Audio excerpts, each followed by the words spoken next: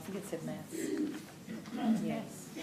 Hi everyone. This is also my first teach meet. My name is Megan and I'm working here at SciTech with the professional learning team. But prior to this, I'm a physics teacher by trade. And although I teach science, there is inherently a lot of maths involved as well. And the students will tell you, well, why are we doing maths in science? That's not related, but anything but. Something that I'm passionate about and that I have used in my classroom is Minecraft, however, the educational edition of Minecraft. It's a really popular video game for those who are unaware. Students of generally from the age of about 8 to about 13, boys and girls are crazy about this video game, and it is extremely popular. And I wanted to tap into that popularity, like Leslie said, to engage my students with the aim that having them engaged in my lessons. The initial project I did was on earth science and the rock cycle, which can be quite dry for some students. I wanted to try and engage them in that topic with Minecraft. However, other teachers have successfully engaged students in maths using this tool. When I surveyed my students, roughly over about 3 classes, roughly about 75% of students have played this game before. So if you're thinking of using it as a tool, it's not as foreign. It might be foreign to you, but it's not as foreign to them as you might think. Now, I'm just going to, you want me to play the video? Yes, please. Play this video.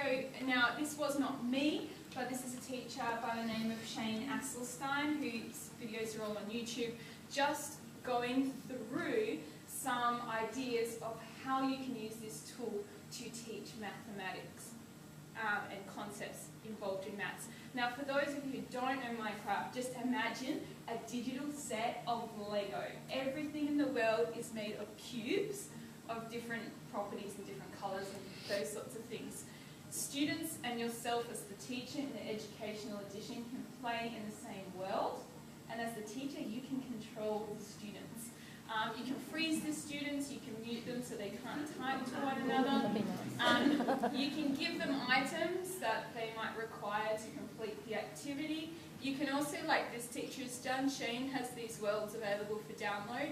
You can build the world prior to the lesson, or you can just use an already existing world that another teacher has made as well.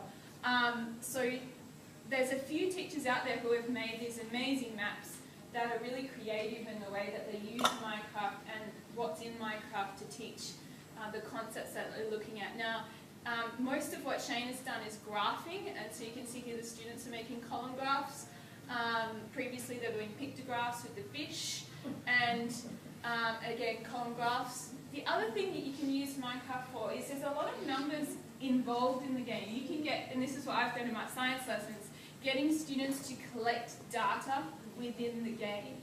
And then you can represent that data, like this teacher has done, in the game, or as I've done previously, use the data from the game to create a graph on a piece of paper. So you can use it in multiple ways. It's really open and creative as a tool. And in that respect, it's only limited to your imagination or your students' imagination as to how you want to use this tool.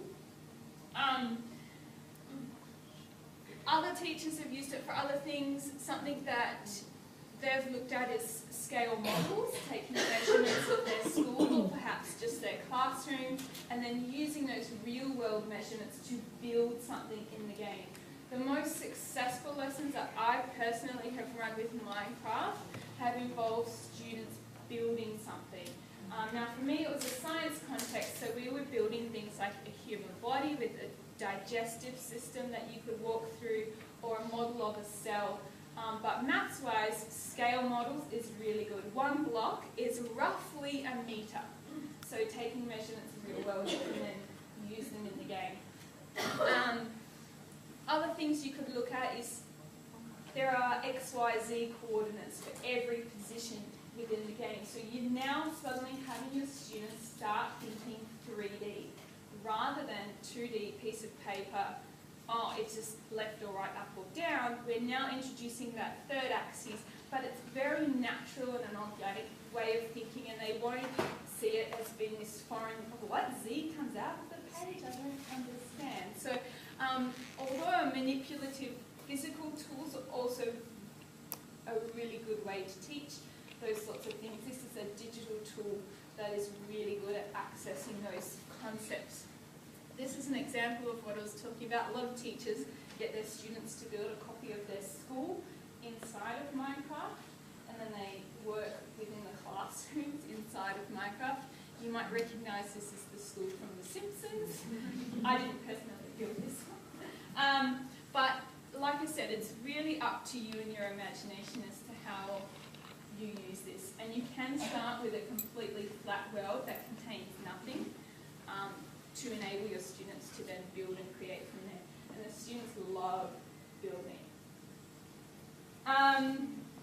Another thing, in the educational edition, there are number blocks, which is not in the commercial edition that students may have purchased for use at home. And you can use these number blocks however you want. This teacher's using them to get their students to make number sentences that are true. So you could use these in a variety of ways, and so the students can access those blocks and place them down to build. And you would set the task that you want the students to do.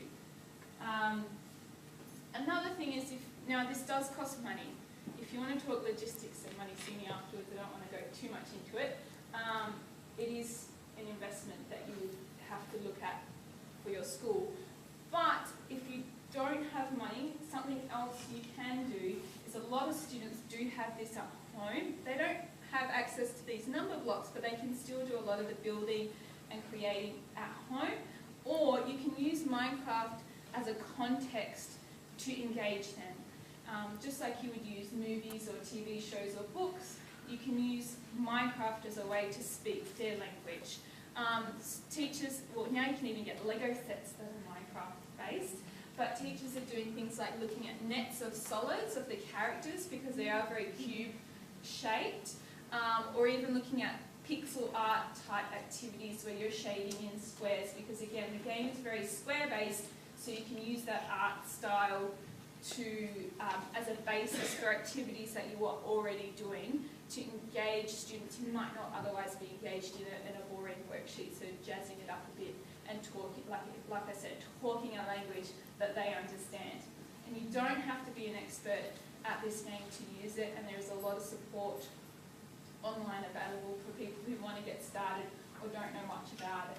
So if you have any questions about logistics or pricing, come and see me in the break, but hopefully I gave you an idea of what Minecraft is and how you can potentially use it to teach mathematical concepts. Thanks.